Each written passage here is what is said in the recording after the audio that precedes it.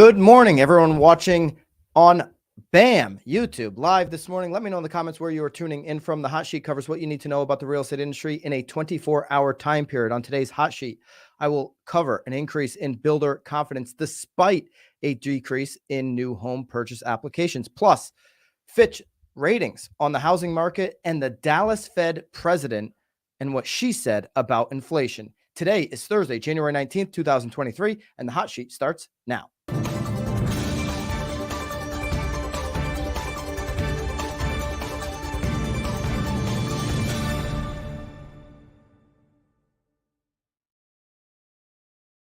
Welcome back to the hot sheet this week, week 2, about to finish it off tomorrow. If you've been enjoying this, please hit the thumbs up. Please consider sharing it with somebody who's into housing, who's a real estate professional, who could benefit from this information. Right off the bat here, we've got a home builder confidence level rising. So more good news. It's been the good news all week. Today was a good day. That's what I tweeted out yesterday when we were taking a look at the 30-year fixed mortgage rates. We'll get to that at the end of the show. But U.S. homebuilder spirits brightened to kick off 2023, National Home Builders Association said just yesterday. Confidence among U.S. single-family home builders improved for the first time in more than a year, January, potentially signaling the housing slump may have reached its low point, even as construction firm sentiment remains decidedly bearish. The NAHB, National Association of Home Builders, on Wednesday said that its NAHB, Wells Fargo Housing Index, rose 4 points to 35 this month, matching the high end of estimates of 27 economists in a Reuters poll and exceeding the median view of 31. A reading above 50 indicates more builders view conditions as good rather than poor. So we are targeting this confidence to get to 50 or higher. Once we get to that, 1 out of 2 or more than 1 out of 2 home builders are going to feel really good about their situation. They're going to have more confidence than not in building new homes. We know in every single market, and you can put it in the comments what market you're in if you're experiencing the same thing. We know that we need more inventory. We certainly need more new housing inventory in this country, right? We definitely need more affordable inventory. That's a whole nother challenge for builders, but we certainly need more inventory. When we want to see prices get affordable, let's dump some supply into the market. It's a reason why prices have held pretty firm. I understand there have been some steep declines, steep if you want to call 5 to 10% steep in some markets, but overall many markets have been holding firm. We do need this increase in supply. We need builders to feel good about building, and hopefully we're at that point with builders. It appears the low point for builder sentiment in this cycle was registered in December, even as many builders continue to use a variety of incentives, including price reductions, to bolster sales. Let me know in the comments if you're experiencing that with new home developments in your market. What type of incentives are they using? What type of offers are they making? Are they extreme or are they not making any at all? I know some markets, it's business as usual. We don't need to make any offerings because the demand is there. The NHAB chairman, Jerry Kotner, a home builder and developer from Savannah, Georgia, also said the rise in builder sentiment also means that cycle lows for permits and start are likely near, and a rebound for home building could be underway later in 2023. Listen, we are about to hit a really low point again in housing starts because they flipped the switch in the second half of 2022.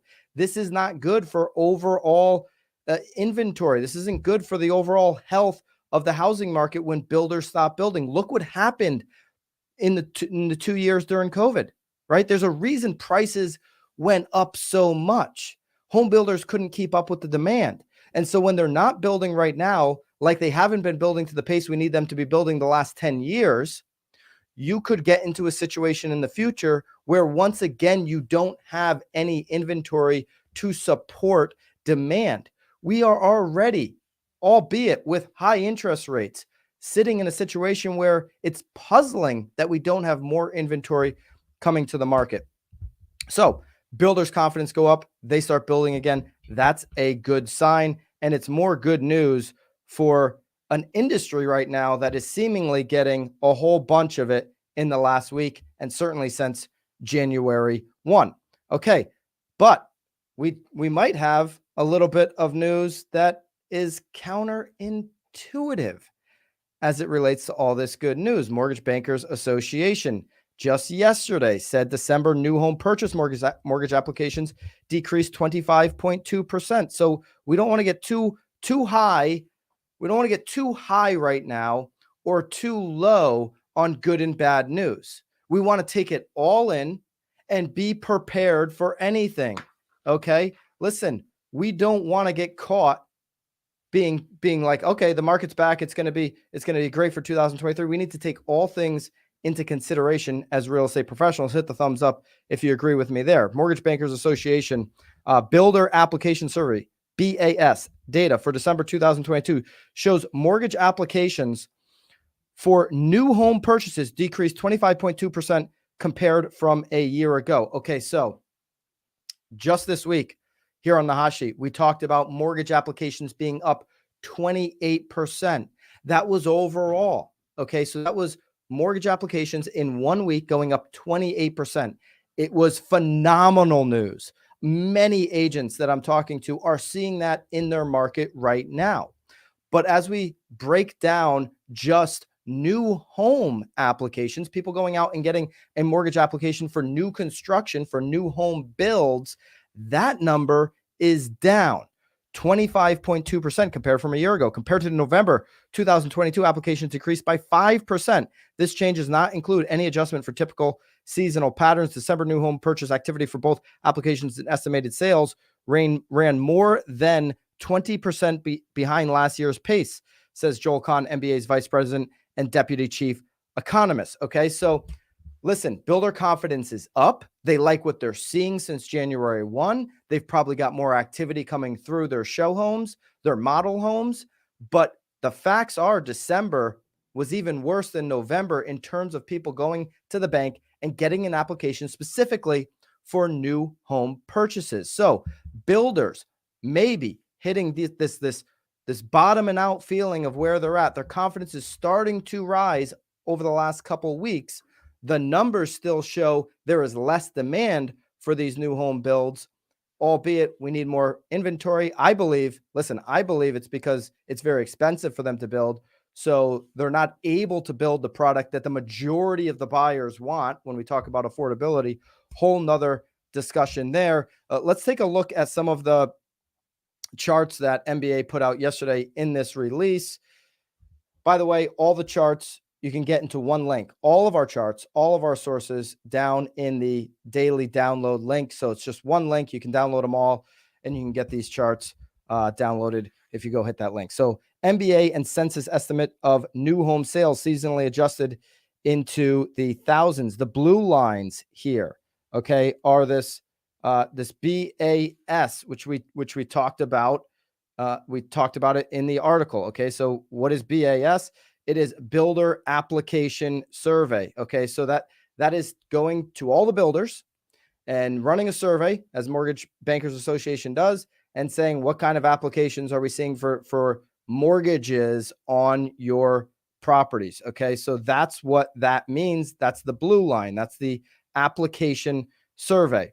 The red line here is, let's start with the purple, census initial. Okay, so where they initially thought things would come in, census revised. You can see here that we are under estimates here in as it relates to July to November 2022. Right now, as we mentioned, builders are starting to get a little bit more confident, and we could see in 2023 these hit the bottom and start to go back up. We also have Builder Application Survey as its own chart, and you can see here that right now applications are down. We'll see what happens in January, as we know that overall activity and demand has increased. We'll see what those applications do in January. It'll be interesting to see if we have truly hit bottom for new home applications. Okay. All right. Let's get to a ratings from Fitch. Fitch Ratings has basically said, listen, we're not that bullish. Everybody in the industry, you guys got a lot of good news going on here in housing, but we're not as bullish as you are. This is why we got to take all things into consideration. And listen, agents, builders, they've been doing it the last 6 months. Any real estate professional right now, be prepared for the worst case scenario. Okay, we're talking about a lot of good news. Applications being up. We're talking about housing having interest rates coming down. Mortgage interest rates are coming down. We're talking about all these good things, but be prepared for the worst scenario. If the best scenario works out, great, but be prepared for the worst scenario. And this is why I want to share with you some of these alternative outlooks on housing, like what the Fitch Ratings has to say. Don't expect a drastic housing market turnaround in 2023, Fitch Ratings says. The outlook for mortgage originators and services is deteriorating, at least in the near term. So we just talked about builders feeling more confident in housing. For outlook on mortgage originators and services, not so much. Director of Financial Institutions Group at Fitch Ratings said. Fitch Ratings expects a challenging 2023, at least in the near term, while the industry right sizes from a $4 trillion production volume that occurred during the pandemic boom. And in addition, the credit agency expects mortgage rates to move even higher in 2023. That's the part there I want to focus on. We've done a lot of conversation on, hey, mortgage rates now. I mean, look at what happened yesterday. Yesterday was beautiful, right? On the mortgage rate, they're probably going to get into the fives, but there are still some rating industries, some rating groups rather, that believe we're going higher in 2023 from where we are right now. We're not out of the woods yet in terms of volatility on the mortgage rate. It's why you need to be prepared for maybe a high quarter two or a high quarter three. What does that mean? If I'm an agent, that means I'm taking advantage of the moment now. I'm making sure I'm over-educating everybody in my database of what kind of savings this low six and potentially high fives on the mortgage rate brings for them. This is a golden opportunity. Don't squander it. That's what being prepared for the future means, because the future might get a little bit slower. The future may not have low interest rates. If there's agencies like Fitch Rating that believes we're going to go move even higher on interest rates in 2023, don't we need to take that into consideration? Shouldn't that be fuel to the fire right now? Let me know in the comments if you agree with that. I think that's what being prepared means. It means doing everything we can right now to help serve the people in our community that need to understand how much they just saved if they're home shopping, and why maybe buying right now is the safer bet than waiting to see what happens in quarter two. Okay, so not everybody is bullish. Now, Fitch Ratings did put out their thoughts on home values. Okay, here in the U.S., Fitch Ratings believes that we're going to see a 0 to 5% decrease in 2023. Okay, very interesting.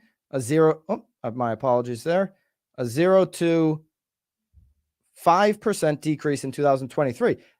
This is one of the first forecasts that I see where you have everybody kind of, all these different countries in here. You've got Canada worse than us, -5 to 7%, according to Fitch. You've got UK, -5 to 7%, Germany, -2 to 4%. And you've got all these European countries here, all of them besides France and Spain being worse than us, and Italy. Okay, so those three there, better than the US.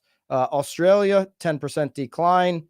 China, 1 to 3%. Japan, 2 to 4% increase. So Japan, France, Spain, Italy. Okay, they're on the increases. And then you've got South America here, all of them expected to increase according to Fitch. For the US, 2024, they expect 0 to 3%. So Fitch Ratings not all that bullish on home values. Listen, though, would I take 0 to -5% on home values in 2023, considered everything that's going on, considering anything can happen? We don't know if we're going to have a deep recession or not. There's a lot of different opinions on that. But would I take 0 to 5% drop in my home value in 2023 as opposed to risking it all? I own property. Yeah, I probably would take that. That's not bad. I don't consider that bad at all. You know, especially when we got 40+% the last couple of years in home appreciation? Would you take 0 to 5% depreciation this year as opposed to risking it for 10% like Goldman Sachs says? I think I might take that. That might be the safe bet. I'm not too concerned about 0 to 5%. So while Fitch Ratings might not be that bullish, I don't think they're very bearish. I think they're being conservative and very reasonable. But something else for us to take into consideration. What else should we take into consideration right now? We should continue to watch what the Fed says.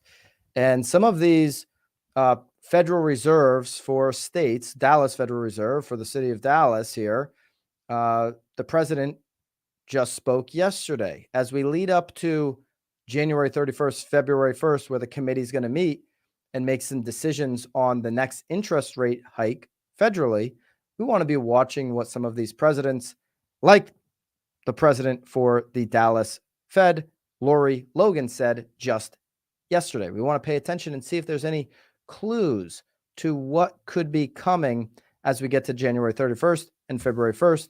And by the way, Jerome Powell, hopefully he recovers and can make clear decisions. I know Jerome Powell was tested positive for COVID this week, so hopefully he's recovering quickly so we can make some good decisions as it relates to the committee meeting the end of this month. Okay, so yesterday at the University of Texas at Austin School of Business, Lori Logan, the Dallas federal president, had a number of things to say. She went on about inflation. She covered inflation. She covered employment.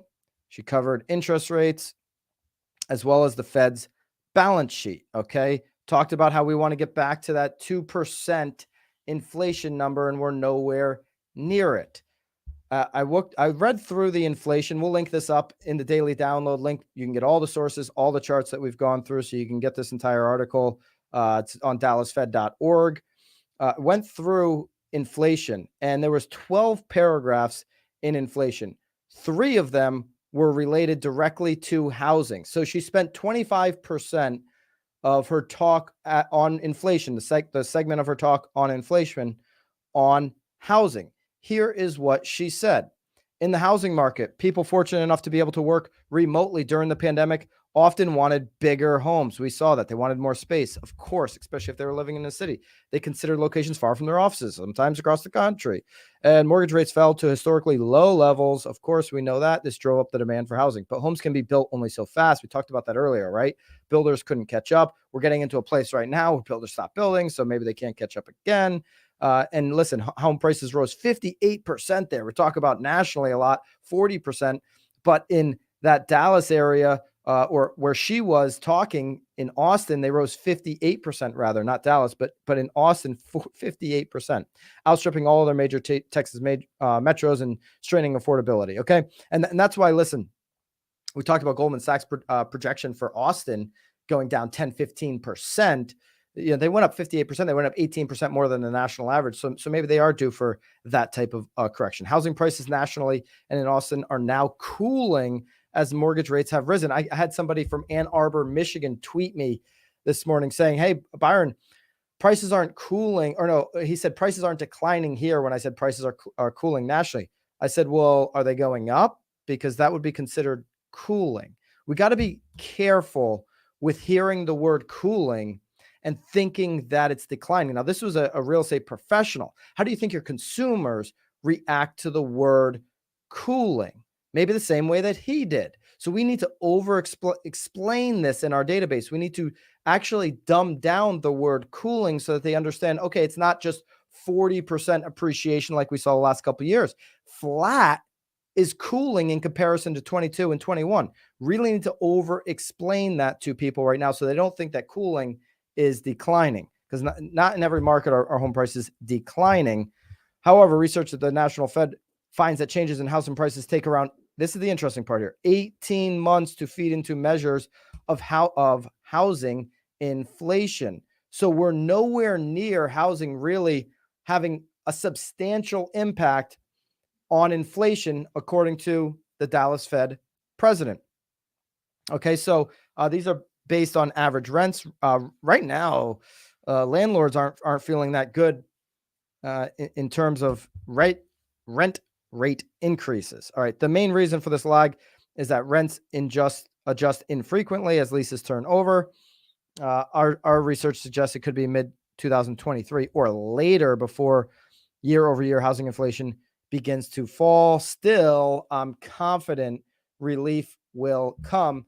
The only other thing I thought was very interesting with what she said, and could be an indicator to what the Federal Reserve, the committee, does on January 31st and February 1st when they introduce what they're going to do for the federal interest rate. Okay. Here's what Lori said about that. If you're on a road trip and you encounter foggy weather or a dangerous highway, it's a good idea to slow down. So she supported the committee's decision last month to reduce the pace of rate increases.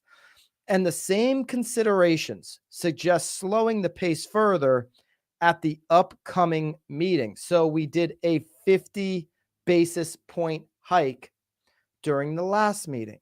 That was down from 4 consecutive 75 basis point increases prior. There's speculation, there's optimism that we'll see a 25 basis point increase at the end of this month. It appears that the Dallas Federal Reserve president, Lori Logan, is advocating for a slowdown in rate increases. She, I would assume, is advocating, just reading her quotes, for that 25 basis point increase to the national interest rate, not a 50 basis point increase. Okay. I know there was Jamie Dimon from JP Morgan Chase just recently said, hey, we need to get up over 5%. We're in that, 4.5% target there right now. So maybe he's advocating for 50 basis points, but the president of the Dallas Federal Reserve certainly does not appear to be doing that, and says continuing to slow down and see what happens. Listen, with all the good news that we do have as it relates to inflation, seeing what happens right now and not getting too far ahead of ourselves might be a good idea. Okay, yesterday was a very good day if you were tracking mortgage interest rates. Where are they at? We saw that when we went live on the hot sheet yesterday, that the 10-year was down. It was a pretty decent drop yesterday. Well, today it is up a tick, so we may see that 30-year fixed mortgage rate go up a tick later today. Right now, we're just up slightly here for the day. We're back up over 3.4, but we were sitting at 3.5 last week. 30-year fixed rate yesterday finished at 6.04. I think I predicted basically low sixes. I thought we'd have a chance of getting under 6.07 when I saw the 10-year yesterday, and we in fact did that at 6.04. I don't think we get a 5 handle today just based off of the 10-year. We probably we'll see what happens. We're probably going to be back closer to that 6.09 would just be my prediction right now. Okay, so today we've got the walkthrough at 5 p.m. Victoria Velasquez and Brooks Landry are joining myself and Eric today live here on the BAM YouTube channel at 5 o'clock. And we got some really interesting topics to break down. There was a Chris Smith tweet that went crazy about how you should really think about your clients in real estate. We're going to get some reactions there tonight, 5 o'clock Eastern on the walkthrough. Make sure you're subscribed to this YouTube channel so you do not miss that. Also, just a couple things coming up. Tuesday, 3 p.m. Eastern, we have a webinar with Keeping Current Matters, demystifying the market. So you into this stuff, you want to hear from David Childers, that's going to be an epic webinar, 3 o'clock Eastern next Tuesday. And on Wednesday at 4 p.m. Eastern, we have another cold calls event live right here on this channel. If you want to check out yesterday's hot sheet where we talked about the overall mortgage applications increase or any of the prior week, just search on this channel under the live YouTube. If you want any of the slides, go to the link below. Appreciate you guys. We'll see you back here tomorrow. Let's have another great day. Today is a good day, and we'll see you back here tomorrow at 9:30 Eastern.